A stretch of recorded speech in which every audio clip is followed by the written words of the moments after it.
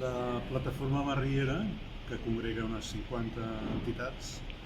està defensant des del 2018 que en aquest edifici s'hi pugui albergar un ateneu, un equipament de proximitat,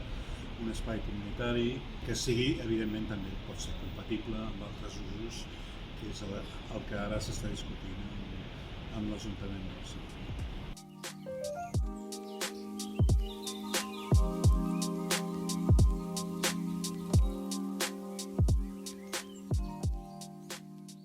Havia estat originalment l'estudi dels pintors i artistes de Josep i Francesc Marriera. Va ser construït en 1884 per l'arquitecte Josep Vilaseca i va funcionar com a estudi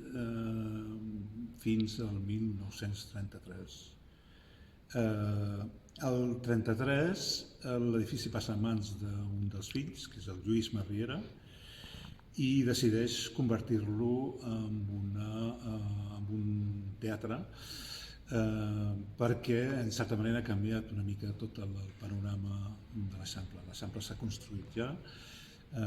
i hi ha un gir molt més social i molt menys elitista del que havia estat fins aleshores, i el Lluís Marriera ho transforma en el que avui coneixem com el Teatre Stúdium.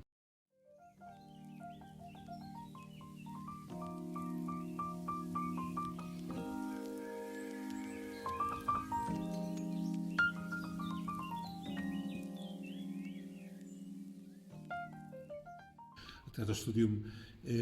va tenir un paper molt important durant el temps de la República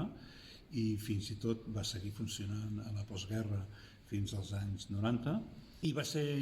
molt important perquè en els anys de la República,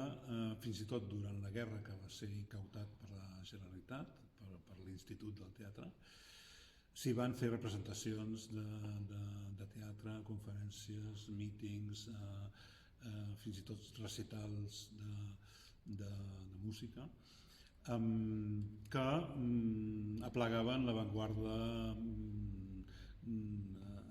artística que tenia la ciutat en aquells moments. Entre ells va intervenir l'Adrià Gual en algunes de les direccions i muntatges teatrals, i després també tenim, és molt coneguda, l'assistència del Federico García Lorca, que va fer l'any 35 juntament amb la Margarita Xirgu per fer una lectura teatralitzada de Doña Rosita la Soltera.